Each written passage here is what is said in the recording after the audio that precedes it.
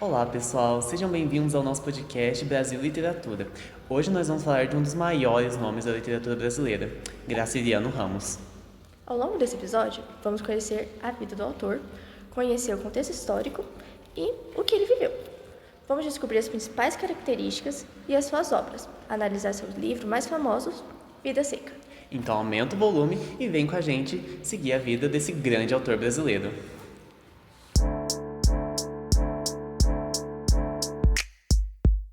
A gente vai falar sobre a bibliografia dele. Bom, Graciliano Ramos nasceu em 27 de outubro de 1892, na cidade de Quebrango, em Alagoas. A sua infância ela foi marcada principalmente pela convivência com a realidade difícil do sertão nordestino. Antes de se tornar escritor, ele foi jornalista, comerciante e funcionário público.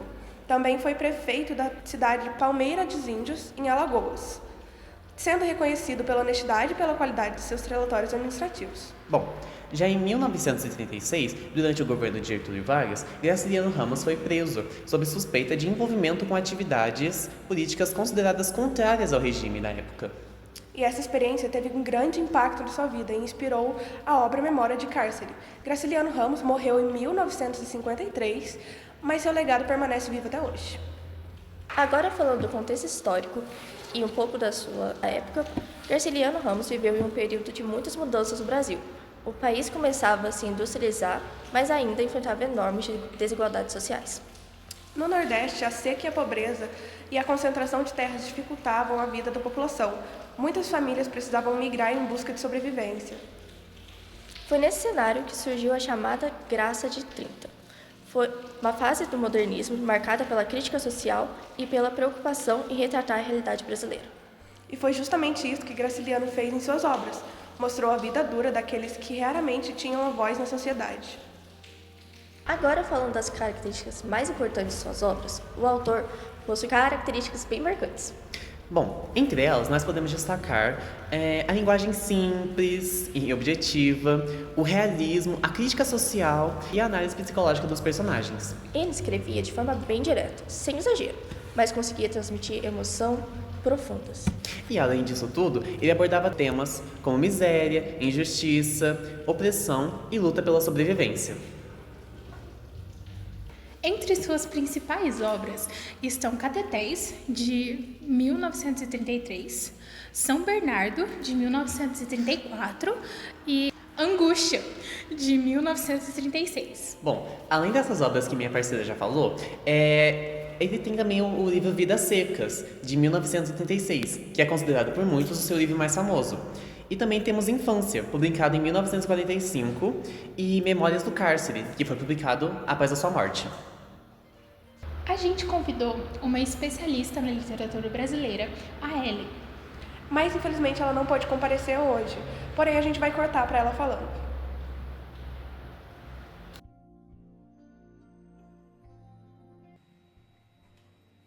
Olá pessoal, eu sou a Ellen e hoje vou fazer um resumo para vocês da obra Vidas Secas, do Graciliano Ramos. Ele é um livro composto por 13 capítulos lançado no ano de 1938. O livro possui 4 personagens recorrentes ao longo de toda a história: Fabiano, Sinhá Vitória, filhos que são apresentados como menino mais novo e menino mais velho, não tendo nomes específicos, e uma cachorra chamada Baleia, que sempre os acompanha. Eles são uma família de retireiros que atravessam o sertão nordestino em busca de melhores condições de vida. Fabiano e Sinhá Vitória são um casal simples com 2 filhos, o mais novo e o mais velho. Nenhum nome é mencionado durante a história toda. Mesmo convivendo constantemente com a miséria, todos da família possuem sonhos e desejos de melhores condições. O filho mais velho é muito curioso e o mais novo anseia por fazer algo importante, para que todos fiquem orgulhosos dele. A baleia é uma cachorra que curiosamente tem o nome de um animal aquático, o que traz um contraste interessante quando a gente pensa no sertão nordestino para um animal marinho. A cachorra era a companheira do Fabiano e sempre fazia alegria para as crianças.